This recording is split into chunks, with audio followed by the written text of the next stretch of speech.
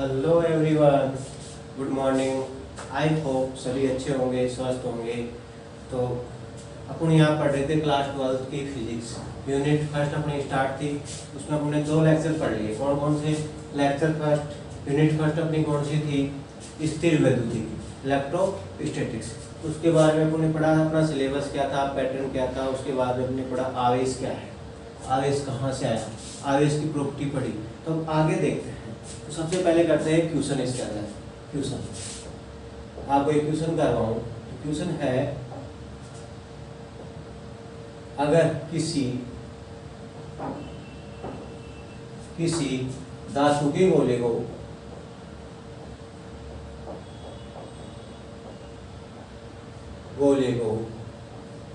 एक कूलाम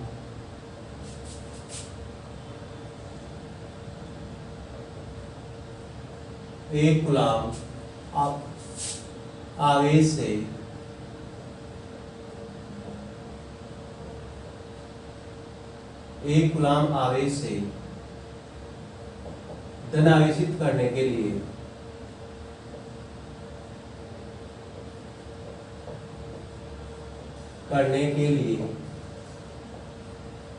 उससे कितने इलेक्ट्रॉन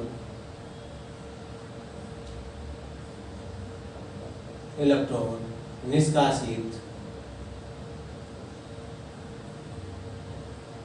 करेंगे।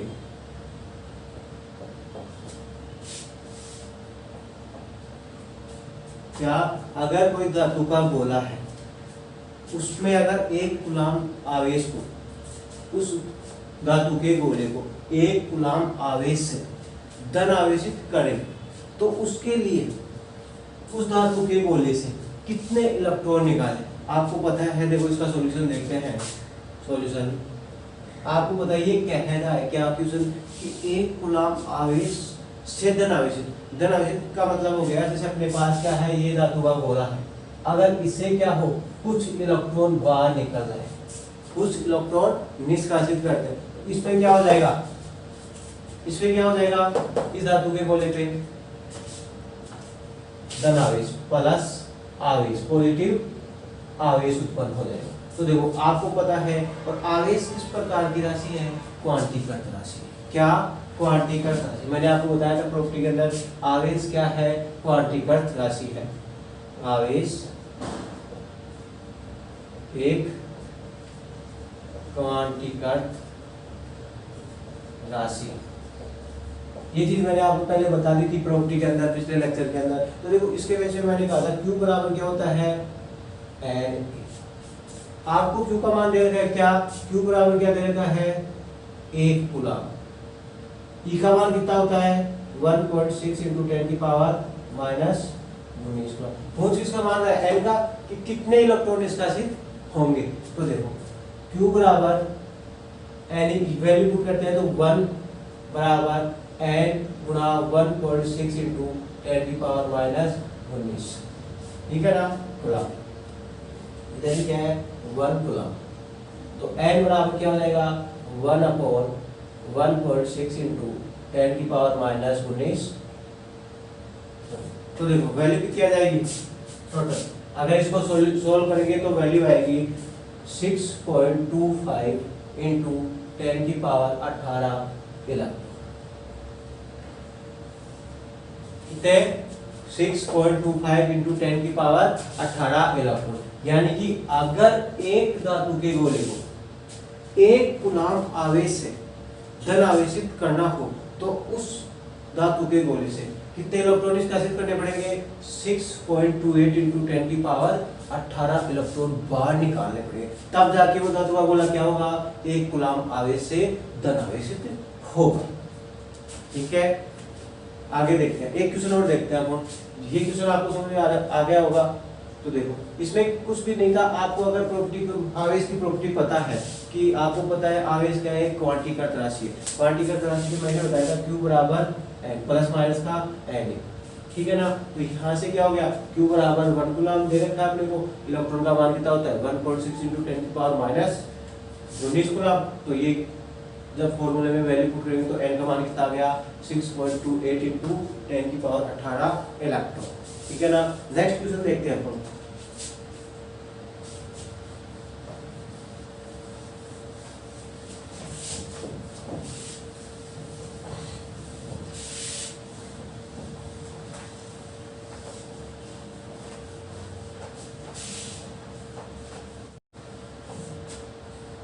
देखो नेक्स्ट क्वेश्चन है अपना क्वेश्चन, किसी वस्तु को इतना आवेशित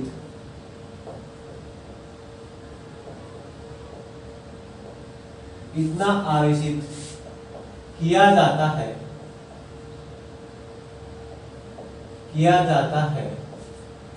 कि उसके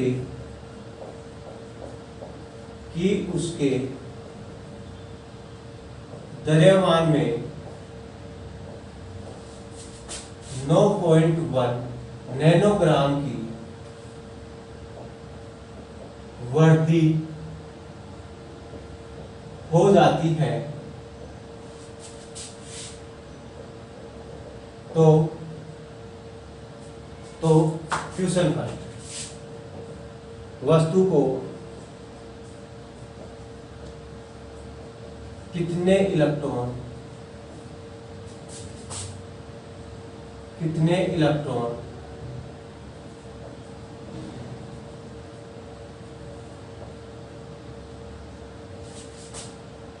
दिए गए, कितने इलेक्ट्रॉन दिए गए। या सेकंड क्वेश्चन, वस्तु पर कितना आवेश होगा।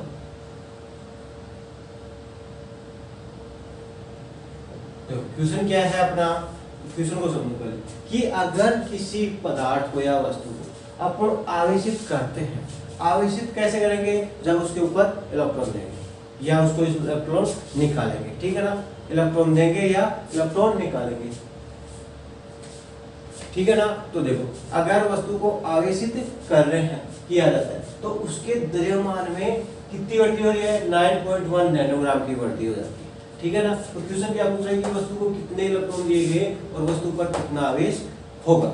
ठीक है ना। तो देखो इससे पहले क्वेश्चन सॉल्व करने से पहले एक प्रॉपर्टी है उसको देखते हैं सॉल्यूशन के अंदर, कि आप जैसे कि मैं आपको बताऊं कि दो पदार्थ या दो वस्तु है ए और बी। ए यहां से इलेक्ट्रॉन यहाँ पे कितने, एक इलेक्ट्रॉन गया ये मान, तो यहाँ पे कितना हो गया, प्लस का एक इलेक्ट्रॉन आवेश हो गया, यहाँ पे माइनस का इलेक्ट्रॉन आवेश हो गया। ठीक है ना, उत्पन्न हो गया। तो देखो यहाँ से इलेक्ट्रॉन यहाँ पे जा रहा है, तो इलेक्ट्रॉन का मास कितना होता है 9.1 इंटू 10 की पावर माइनस 31 kg। एक्चुअल द्रव्यमान क्या है इलेक्ट्रॉन का, 9.1 इंटू 10 की पावर माइनस 31 इलेक्ट्रॉन। तो अगर यहाँ से यहाँ इलेक्ट्रॉन जा रहा है, तो यहाँ पे इलेक्ट्रॉनों की कमी हो रही है। कमी होने की वजह से यहाँ वस्तु ए के या पदार्थ ए के मान द्रव्यमान में भी क्या होगी, कुछ कमी होगी, जबकि बी पे क्या हो रहा है, इलेक्ट्रॉनों की संख्या बढ़ रही है। इलेक्ट्रॉनों की संख्या बढ़ रही है तो कुछ द्रव्यमान उसका बढ़ेगा, यानी कि यहाँ द्रव्यमान में क्या होगी, या ये बोल सकते हैं धनावेशित पदार्थ पर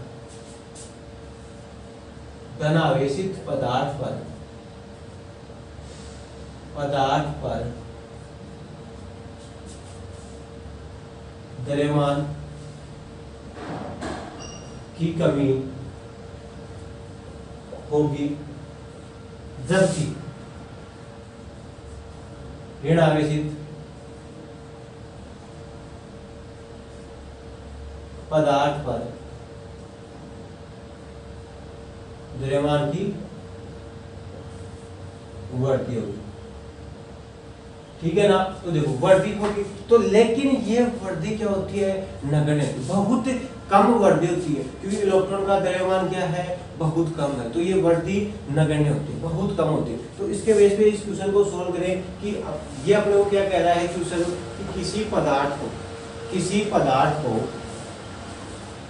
किसी पदार्थ को इतना आवेशित किया जाता है कि उसके द्रव्यमान में कितनी वृद्धि हो रही है,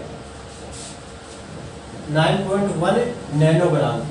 ठीक है ना। तो देखो इसके बेस पे अपन इसको सोल्व करें। अपने को क्या कह रहा है कि डेल एम वृद्धि कितनी हो गई, 9.1 नैनोग्राम। इसके लिए आपको एक चीज बताऊं क्या, कि अगर 1 माइक्रोकुलाम है, इसको अपन क्या लिख सकते हैं, 10⁻⁻6 कुलाम। अगर 1 नैनोकुलाम है तो उसको क्या लिख सकते हैं, 10⁻⁻9 कुलाम। और 1 पिकोकुलाम है तो उसको क्या लिख सकते हैं, 10⁻⁻12 कुलाम। तो यहाँ पे क्या दे रखा है, 9.1 नैनोकुलाम, सॉरी नैनोग्राम। तो इसको अपन क्या लिख सकते हैं, 9.1 × 10⁻⁻9 ग्राम। और अगर ग्राम को केजी में चेंज करें तो क्या हो जाएगा, 9.1 × 10⁻⁻9 × 10⁻³ kg। तो क्या हो जाएगा, 9.1 × 10⁻12 kg। ठीक है ना। ये तो क्या हो गया, डेल एम। क्या, डेल एम द्रव्यमान में कितनी वृद्धि हो रही है, 9.1 × 10⁻12 kg। तो देखो अब इसके वजह से अपन को ज्ञात क्या करना है, वस्तु को कितने इलेक्ट्रॉन दिए गए, मतलब एन की संख्या ज्ञात करनी है। एन का मान ज्ञात करेंगे कि वस्तु को कितने इलेक्ट्रॉन दिए गए। तो देखो एक फॉर्मूला होता है, चूंकि डेल एम बराबर एन एम, डेल एम बराबर एन एम। तो देखो क्या हो जाएगा, डेल एम का मान कितना है, 9.1 × 10⁻12 kg। जबकि m का मान क्या है इलेक्ट्रॉन के लिए, 9.1 × 10⁻31 kg। तो क्या हो जाएगा, n बराबर क्या हो जाएगा, डेल m अपॉन m। तो n बराबर 9.1 × 10⁻12 kg अपॉन 9.1 × 10⁻31 kg। सॉल्यूशन करने पे कितना आएगा, 9.1 से 9.1 कैंसिल, ये अगर ऊपर जाएगा तो क्या हो जाएगा। आगे सोल्व करते हैं तो 10⁻12 × 10⁻, प्लस से ऊपर जाएगी तो देखो 10⁻31 ऊपर जाएगी तो प्लस की हो जाएगी 31। तो क्या हो जाएगा, देखो 10⁻19 इलेक्ट्रॉन, 10⁻19 इलेक्ट्रॉन। यानी कि किसी वस्तु को, किसी पदार्थ में अगर 9.1 नैनोग्राम द्रव्यमान की वृद्धि होती है तो उस वस्तु को कितने इलेक्ट्रॉन दिए गए, 10⁻19 इलेक्ट्रॉन से आवेशित किया, 10⁻19 इलेक्ट्रॉन से आवेशित किया। ठीक है ना। अब देखो, अब सेकंड क्वेश्चन फर्स्ट टाइम। अब इसी में सेकंड क्वेश्चन क्या है, सेकंड क्वेश्चन के लिए अपन देखते हैं कि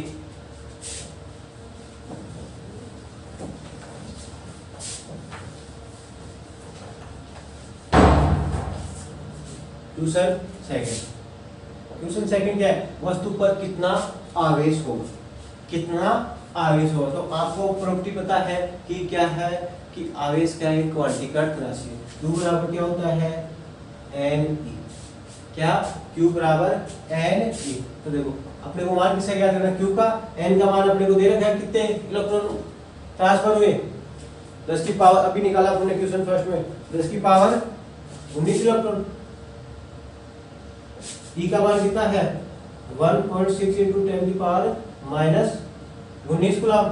तो क्या हो जाएगा, Q बराबर क्या हो जाएगा, 10⁻19 गुणा 1.6 × 10⁻19 कूलम। तो क्या हो जाएगा, Q बराबर 1.6 कूलम।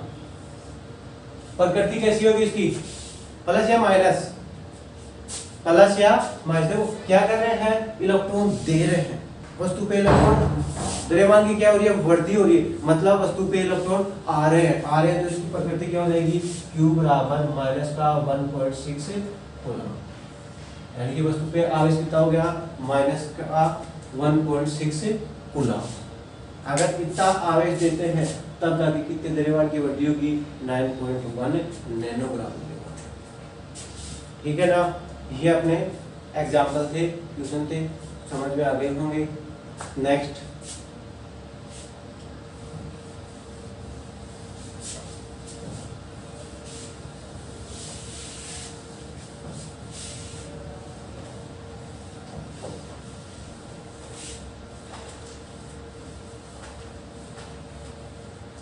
नेक्स्ट देखते हैं अपन क्या नेक्स्ट जो टॉपिक अपना लेक्चर है वो है कूलाम का नियम। क्या? कूलाम का नियम। कूलाम का नियम।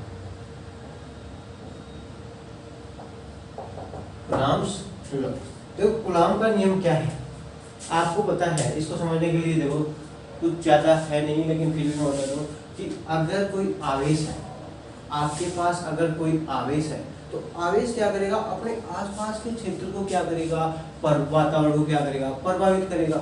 अपने आसपास के वातावरण को क्या करेगा, प्रभावित करेगा। तो इस प्रभावित के कारण उसने क्या, वो क्या कर रहा है, किसी दूसरी आसपास की वस्तु को क्या कोई फोर्स लगा रहा है, क्या कर रहा है, कोई बल उत्पन्न कर रहा है।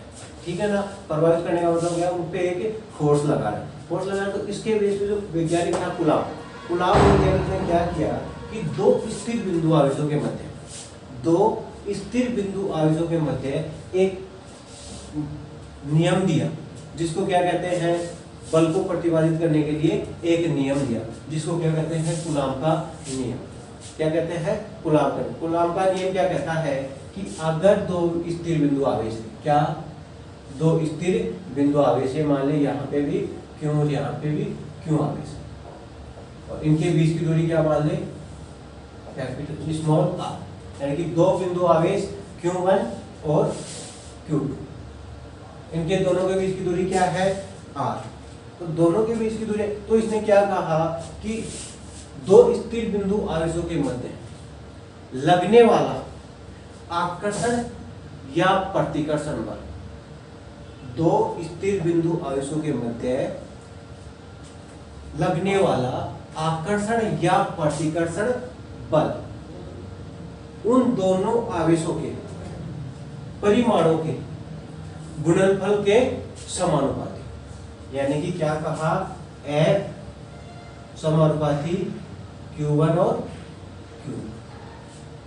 यानी कि कूलाम के अकॉर्डिंग क्या, कूलाम ने क्या बताया कि दो स्थिर बिंदु आवेशों के मध्य लगने वाला बल, उन आकर्षण या प्रतिकर्षण बल उन दोनों आवेशों के परिमाणों के गुणनफल के समानुपाती तथा उनके मध्य की दूरी के, उनके मध्य की दूरी के वर्ग के व्युत्क्रमानुपाती होता है, वर्ग के व्युत्क्रमानुपाती होता है।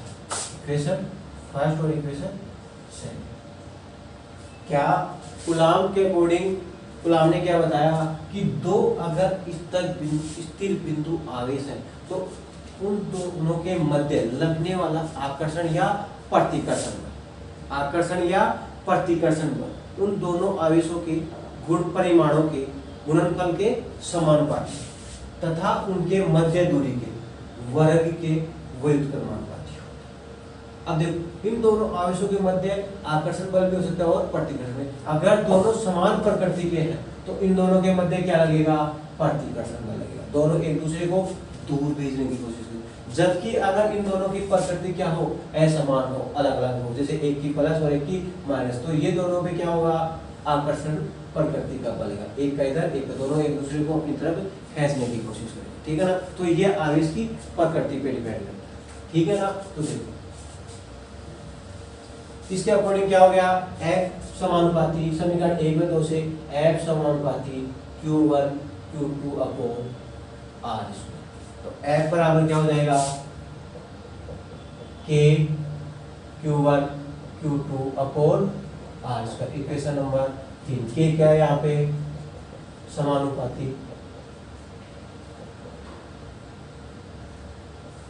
नियतांक,